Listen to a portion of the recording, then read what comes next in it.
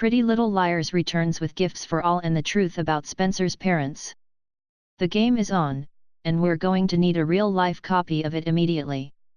Pretty Little Liars returned tonight, and it brought along a present, tied up with a big red bow.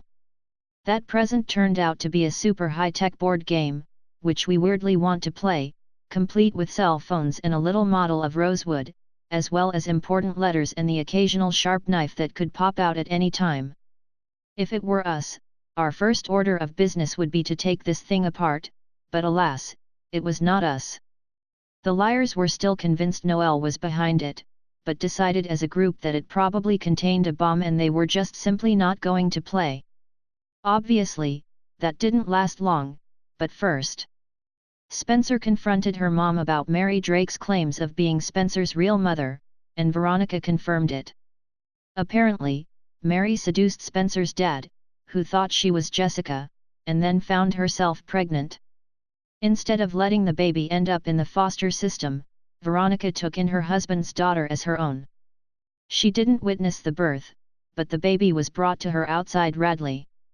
After learning this, Spencer got a text from AD telling her to play the game if she wanted to get closer to her mother, so she played. The game had her play Truth or Dare, and then dared her to go pay Toby a visit at the hospital, where he was waiting for Yvonne to wake up from her coma. After visiting Toby and assuring him that his fiancée would wake up and they would all escape Rosewood eventually, Spencer went back to the game, and it rewarded her with a piece of the game and a letter Mary had written to her child, explaining that she did it all on purpose and asking for forgiveness. The other girls were less than enthused about Spencer giving into the game, and Hannah even threatened to stab it before it suddenly started showing footage of the girls digging up Rollins. As usual, A.DS got blackmail. And in the midst of all this game play, the other liars had slightly less earth-shattering issues.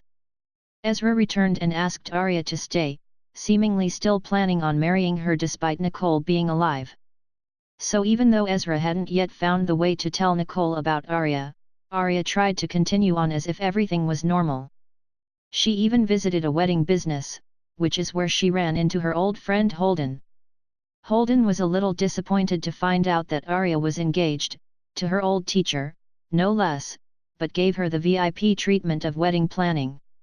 Then, they ran into Ezra, who had to head to New York. Nicole's parents were apparently asking him to join them at Nicole's rehab center.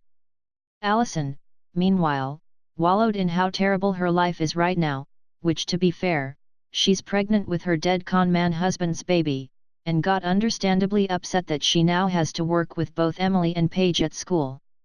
Paige doesn't want Emily to get roped into Allison's perpetual victimhood, and Emily doesn't want Allison to kiss her again until she really wants to, and doesn't just want to make Emily stay with her. Then there's Hannah, trying to make waves in the fashion industry. But she's getting help from Mona, whose help is sometimes helpful and sometimes not help at all, and she might be trying to steal Hannah's spotlight, maybe.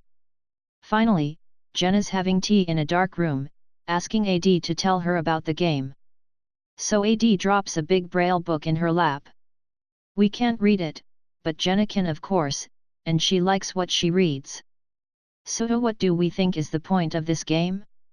Does winner take all mean that one of the girls will win, or are they playing against AD? Do we all agree that the person who handed Jenna that book looked awfully womanly?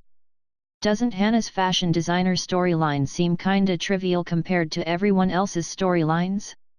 Please share your theories, thoughts, and concerns with the class. Pretty Little Liars airs Tuesdays at 8 p.m. on Freeform.